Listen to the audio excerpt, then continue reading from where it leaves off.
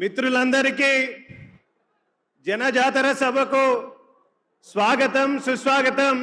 అట్లాగే వేదిక మీద ఉన్న పెద్దలకు ముందున్నటువంటి కాంగ్రెస్ కుటుంబ సభ్యులందరికీ స్వాగతం మరొకసారి.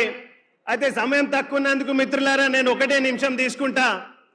గల్ఫ్ అనేటటువంటిది మన ప్రాంతంలో 1990 నుంచి కూడా ఎక్కువ మనకు వలసలు జరుగుతూ ఉన్నాయి. అయితే గతంలో 10 సంవత్సరాలు కేసీఆర్ ఎన్నో హామీలు ఇచ్చి మన గల్ఫ్ కార్మికులని ప్రవాసీలని మోసం చేసిండు. ఏ హామీ నెరవేర్చలేదు. అసలు చివరికి ఎన్ఆర్ఐ మినిస్ట్రీ కూడా లేకుండా చేసిండు.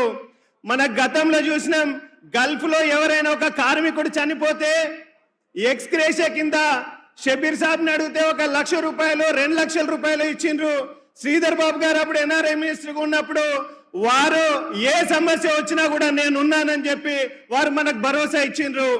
అయితే దురదృష్టం ఏంటంటే బొగ్గుబాయి బొంబాయి దుబాయ్ అని చెప్పి తెలంగాణ ఉద్యమంలో ఉద్యమకారులు చందాలేసి ఉద్యమానికి సపోర్ట్ చేస్తే కూడా మనకు అన్యాయం చేసిండు చంద్రశేఖర్ రావు.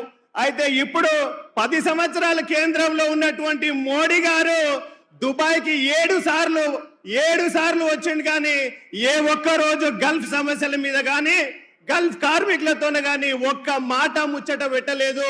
1 రూపాయి వాళ్ళ సంక్షేమానికి ఇవ్వలేదు.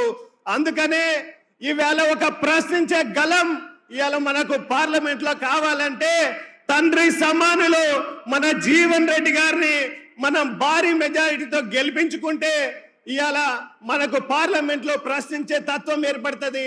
ఇవాళ కాంగ్రెస్ పార్టీ ఏప్రిల్ 16వ తారీఖున రేవంత్ రెడ్డి గారు గల్ఫ్ భరోసా పేరుతోన ఇవాళ 500 కోట్లతోన గల్ఫ్ సంక్షేమ నిధిని ఏర్పాటు చేస్తానని మాట ఇచ్చారు.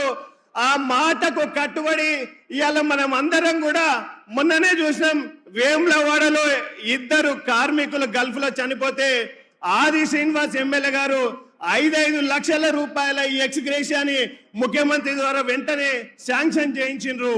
ఇది ఎందుకంటే ఒక సమస్య, ఒక ఊరి సమస్య కాదు, 15 లక్షల మంది ఇవాళ గల్ఫ్ లో మన నిజామాబాద్, కరీంనగర్, ఆదిలాబాద్ నుంచి ఇటు పార్షియల్ జైరాబాద్ పార్లమెంట్ నుంచి పనిచేస్తున్నారు. మనం అందరం కూడా మద్దతుగా ఉండాలి. మొన్న మహేష్ కుమార్ గౌడ్ అన్న దుబాయ్ పర్యటనలో వారు కూడా హామీ ఇచ్చారు. మహేష్ కుమార్ గౌడ్ అన్న ప్రవాసీలతో ముఖాముఖి అయ్యి ఒక విషయం చెప్పిండ్రు. నేను ముఖ్యమంత్రితో మాట్లాడి వెంటనే ఈ ఎన్ఆర్ఐ పాలసీ కానీ గల్ఫ్ వెల్ఫేర్ బోర్డు కానీ తీసుకొచ్చే ప్రయత్నం చేస్తానని చెప్పారు.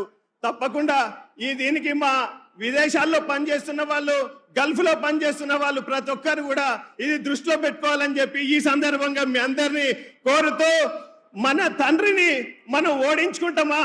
ఇవాళ తండ్రి సమానులు జీవన్ రెడ్డి గారు, ఇవాళ మన తండ్రిని మనం గెలిపించుకోవాల్సిన బాధ్యత మన మీద ఉందా లేదా అని మిమ్మల్ని అడుగుతున్నా మిత్రులారా. ఉందా లేదా? జీవన్ రెడ్డి గారిని గెలిపించుకుందామా లేదా? జై కాంగ్రెస్, హస్తం గుర్తుకే మన ఓటు.